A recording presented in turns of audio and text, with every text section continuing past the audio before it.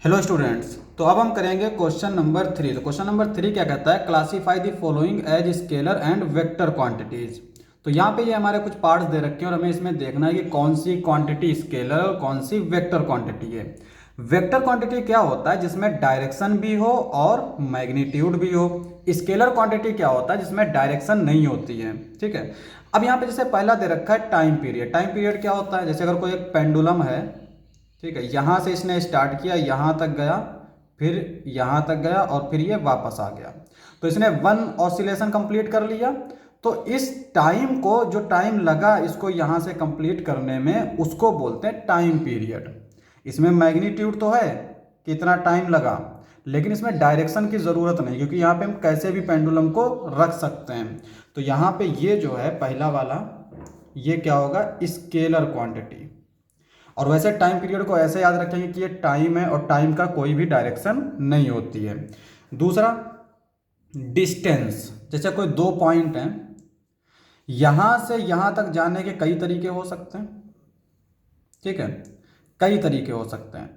तो यहाँ पे डिस्टेंस की जो है ना, डिस्टेंस जितना हमने रास्ता कवर किया, एक पॉइंट से दूसरे पॉइंट तक जाने में जो रास्ता हमने कवर किया है, जो हमने डिस्टेंस कवर की है, उसी को बोलते हैं डिस्टेंस।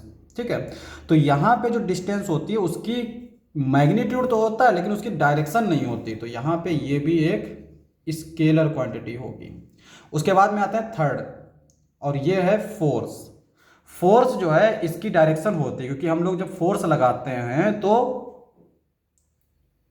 वो एक स्पेसिफिक डायरेक्शन में लगाते हैं। जैसे अगर हम दीवार पे फोर्स लगा रहे हैं तो इसका मतलब हम परपेंडिकुलर टाइप से फोर्स लगा रहे हैं, और जैसे इस टेबल के ऊपर अगर हम फोर्स लगा रहे हैं तो इसका मतलब हम क्या कर रहे हैं, नीचे को दबा रहे हैं। और इसको अगर हम थोड़ा आगे बढ़ाएं तो इसका मतलब ये हुआ कि हम कुछ फोर्स जो है एंगल बना के लगा रहे हैं। तो यहाँ पे फोर्स की डायरेक्शन होती है। और दूसरी चीज, फोर्स को हम ऐसे भी देख सकते हैं, एफ बराबर क्या होता है, एम इंटू ए। यहाँ पे ये तो स्केलर क्वांटिटी है, पर ये वेक्टर क्वांटिटी है। स्केलर और वेक्टर का मल्टीप्लिकेशन वेक्टर ही आता है। यहाँ पे ए जो है वो एससी रिलेशन है। ठीक है। तो यहाँ पे ये हमारी जो फोर्स होती है, ये क्या होती है, एक वेक्टर क्वांटिटी होती है। तो यहाँ पे हमारा तीसरा वाला जो रहेगा वो रहेगा वेक्टर क्वांटिटी। उसके बाद में फोर्थ, वेलोसिटी। वेलोसिटी वेलोसिटी क्या होता है, डिस्प्लेसमेंट अपॉन टाइम। वेलोसिटी क्या होता है, डिस्प्लेसमेंट। और डिस्प्लेसमेंट क्या होता है, वो होता है मिनिमम डिस्टेंस। अगर कोई दो पॉइंट हैं तो इनके बीच में मिनिमम डिस्टेंस। इसका मतलब ये हुआ कि इसमें डायरेक्शन होती है, क्योंकि जैसे कोई दो पॉइंट हैं तो इनके बीच में जाने के लिए हमें पता है कि हमें कितना एंगल रास्ता चलना पड़ेगा। जैसे अगर हम लोग डायरेक्शन बना लें इस तरह से, ठीक है, और ये हमारा इनिशियल पॉइंट है, ये नॉर्थ है, ये ईस्ट है, ये वेस्ट है, ये साउथ है, और हमें जाना है इस पॉइंट पे।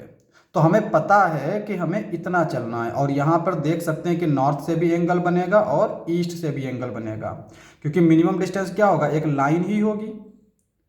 तो यहाँ पे जब एंगल बन रहा है डायरेक्शन से, यानी जो यहाँ पे ईस्ट या नॉर्थ है उससे जो एंगल बन रहा है, इसकी वजह से हमें पता चल रहा है कि इसकी डायरेक्शन क्या है। तो हम किसी को भी बता सकते हैं कि नॉर्थ से 60 किलोमीटर दूर है या ईस्ट से 30 किलोमीटर। ठीक है।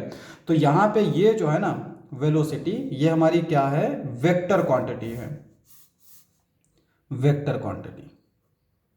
उसके बाद में आता है वर्क डन। वर्क डन क्या होता है, जो हमने कार्य किया।